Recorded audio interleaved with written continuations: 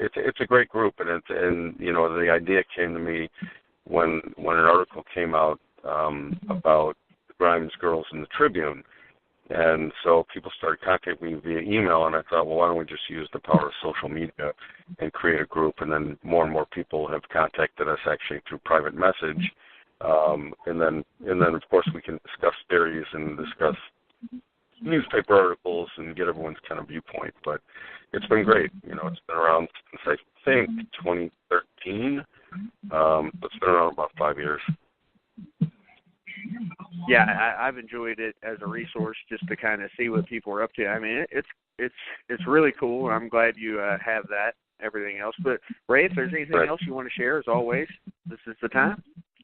Yeah, no, that's pretty much about it. I mean, everyone can get a hold of me on historycop.com, and that has links to everything else.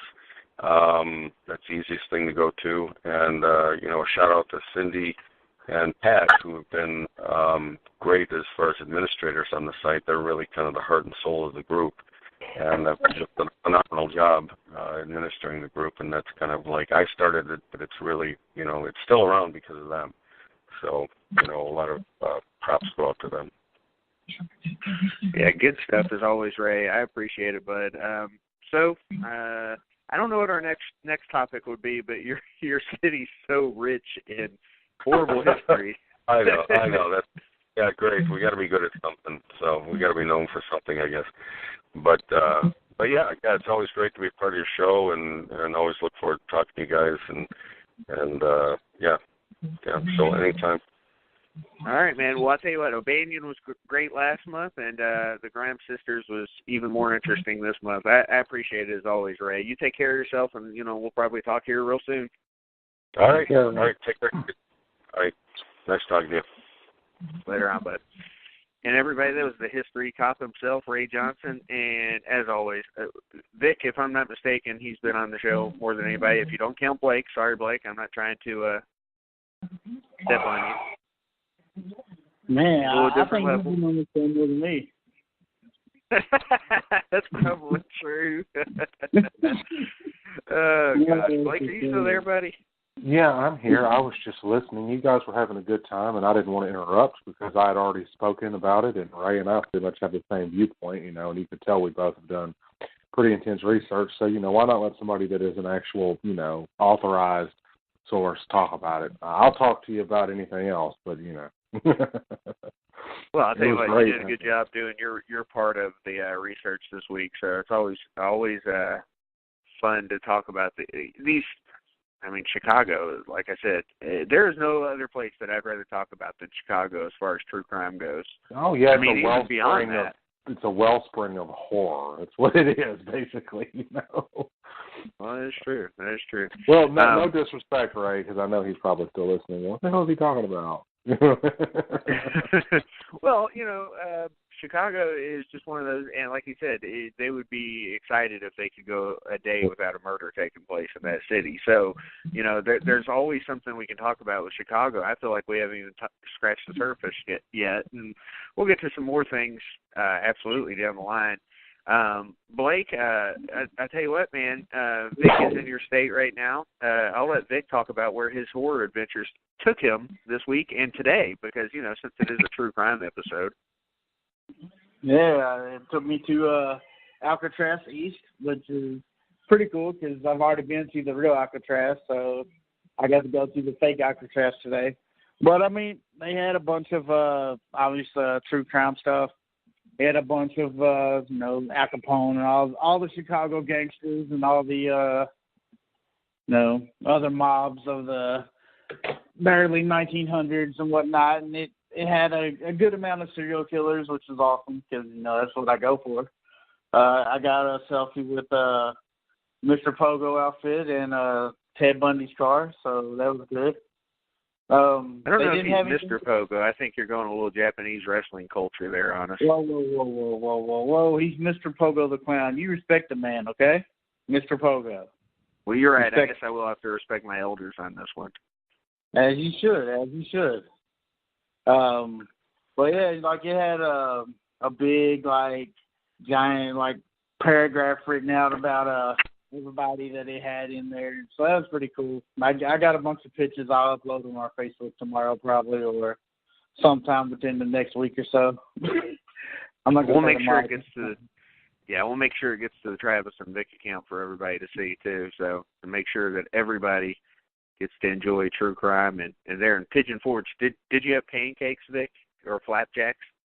I haven't yet. There's a pancake house like right in my hotel parking lot, but my hotel offers free breakfast. So it's hard for me to pay for breakfast, and I don't eat breakfast during the day. So we'll see what happens tomorrow. We'll see what happens tomorrow. Funny story for you, Vic. My wife texted me today, and she says, while I'm working, okay, keep in mind we're in the same house, but I'm working. I'm downstairs. She texts me and says, hey, Disney has free dining for a 4-day stay December 28th or like January 2nd for $2,900. And I'm like, no. No more. No more. Not till next year. Jesus Christ, no more. I was like, I don't buy it. I don't believe it. And either way, I don't have that kind of money right now. I mean, $2,900 don't sound very free to me. I told her, and I was like, I can't do that right now. She was like, I know. She's like, maybe next year. I was like, yep, maybe next year. Fuck this. No, no, man. Probably still no, right? Yeah, probably. Because I still have to pay for the flights. $2,900 is not that bad, Vic, until you pay for the flights. Yeah. Because I'm not driving ever. Fuck that. Yeah, but I mean, if you went on and got your tickets now, you'd probably find some fairly cheap tickets. I doubt it. Either way, I had them for less than $100 until I decided to wait. The thought of going to Florida with a bunch of children right now is not enticing to me, I have to say. Especially they're all nuts tonight. I would never take kids to Florida. They need to stay home. So, Nick, I guess I would say it's an error in judgment, but I really don't feel that way. I was wearing my, serial killer keep it creepy shirt today, and Hazel sees it. Okay, so what do you think happens when Hazel sees it? I'm assuming she probably got excited. She's like, Pennywise. That's all. I was like, Pennywise? She's like, Pennywise. I was like, Pennywise? What the fuck are you talking about? And I looked down and I'm like, oh, yeah, Gacy. That's great. I don't know. I'm probably exaggerating it like a lot, but it's funny to me. She's more like, anyways. That's what she sounds like. But, yeah, so last night I told Vic this. Blake, I haven't told you yet. So I just got curious. It was just me and Hazel. I was putting Hazel to bed because Isla was at skating class. And I was like, Hazel, you want to see Pennywise? And she was like, yeah, Pennywise. And so I bring up, some of the scariest parts of it, the movie, both of old and new, right, on YouTube. And I play them for her, and she's, cheering and going nuts. I was like, well, doesn't matter if it's in context or not. She's still excited.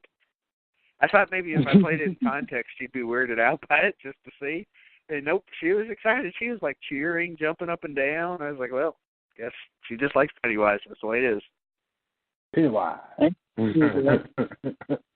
You're not going to scare her with Pennywise. So, since Vic got to talk about where his horror adventures took him, I should talk about what I've been watching. Certainly in the horror genre, I've got a few here. First off, let me talk about Day of the Dead Bloodline. It's on Netflix right now. And I tell you what, you guys should skip this one. You should skip it, stay far away from it, because it's not good. It's not good. It's not good at all.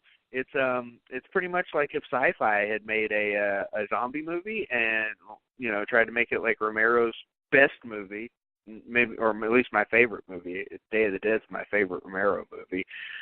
This is what would come of it. And Day of the Dead Bloodline is not, like I said, nope. So if you're thinking about watching it, watch something else. Yeah, I hadn't heard people shit on it, but I gotta watch things for myself to find out, how good they are. And this movie didn't surprise me. It was what I expected it to be. All I was glad about was that it didn't feel like it took too long to get over with. So there's that. But then there's another one that I remember Vic seeing at the theater, and I had heard nothing but shitty reviews until recently. When it came on Netflix, I started hearing a good review here or there, and it's called A Friend Request, and it's on Netflix also. And I tell you what, I was pleasantly surprised by this movie. It's kind of like Truth or Dare in that it's like 2.5, 3-ish territory. It's not a perfect movie by any means. I didn't love the ending, but I think they kind of put themselves in a corner and couldn't come up with a great ending. But it was a hell of a lot better than I expected. It was about Facebook. That there was kind of a witch angle to it too. And Vic could tell you, it was pretty damn good. He saw it at the theaters, like I said. Yeah, I really liked it, and I know you didn't think I really did, but I enjoyed it. For a new horror movie, which I don't really like a lot of them nowadays, so I thought it was good. Vic and I have these conversations all the time, and I've had the conversation with you on the show and without you on the show, is that I believe that Vic will argue with himself about whether a movie's actually good because he wants to justify that he just spent money on it. Now, maybe you don't feel that way when you have MoviePass, but like before that, I always felt like you walked out of a theater and I could see the wheels in your head turning where you're like, it wasn't that bad. It wasn't that bad. But you claim that's only happened with Lords of Salem, where I shit on it immediately. Yeah, it happened one movie in my entire life, sir. Boy, I hopped up out of that seat and I was like, yep, he's fired. I was so mad, and I still am. Yes, sir. All right. Let's see. Okay, so I got another one, Vic. All right, so I have to. I've never had good things to say about this movie, and I have to kind of retract my statements because when you get older, sometimes your opinions change. And The Lost Boys is the movie that I'm talking about. Now, granted, I want to say that I've never hated The Lost Boys or anything like that. It's kind of like Nightmare Before Christmas in that I feel like it's overhyped. People act like it's the greatest damn vampire movie that's ever been made, and that's just not true. Even after having watched it again, that is just not true. I mean, put it this way. I posted that I was watching it, didn't put a quote or anything, and 33 people liked it. That is too many people to like that I'm just watching a movie from 1980-something. You know what I'm saying? That movie is not that good. It is good, though. If we were going to have a top 10 vampire movie of all time, it'd probably be in there. But it is not Fright Night. Hell, it's not even John Carpenter's Vampires to me. But it is good. You've got Feldman, you've got Haim, you've got fucking Kiefer Sutherland. The Lost Boys is a lot better than I ever gave it credit for. So there's that. But I also don't understand the hype for it. Like, it gets more credit than I think it's rightfully due. So, I don't know. I'll leave it at that. A little overrated, but still a great movie. So, I'll be nice to it from now on while just saying that there are better ones out there. That's it. Can I just say I'm a Feldman guy and fuck anybody that's not? Can I say that? You just did, I think. Yeah. I mean, it's out there now. You can't take it back. So. Well, check this out. Is my dog. So Corey Haim in the 80s, he was not only in a vampire movie, he was in a werewolf movie too. So you've got Silver Bullet and The Lost Boys yep. And then, Feldman, he's in a few vampire movies because he was also in Bordello of Blood later on, and of course Lost Boys too. Andy did battle with Jason Voorhees, which I thought was great. That son of a bitch, he killed Jason. What an asshole! Don't be excited about that. That's not good. He put that on my poster. It's okay. Oh yeah, that's true. All right, well, I watched Killer Clowns from Outer Space. I don't even need to say anything about that because it's Killer Clowns. I started to watch A Perfect Day, which is on Netflix, and Benicio del Toro's in it, and it has a great start to it. What it's about, and this reminds me of The Walking Dead, Blake.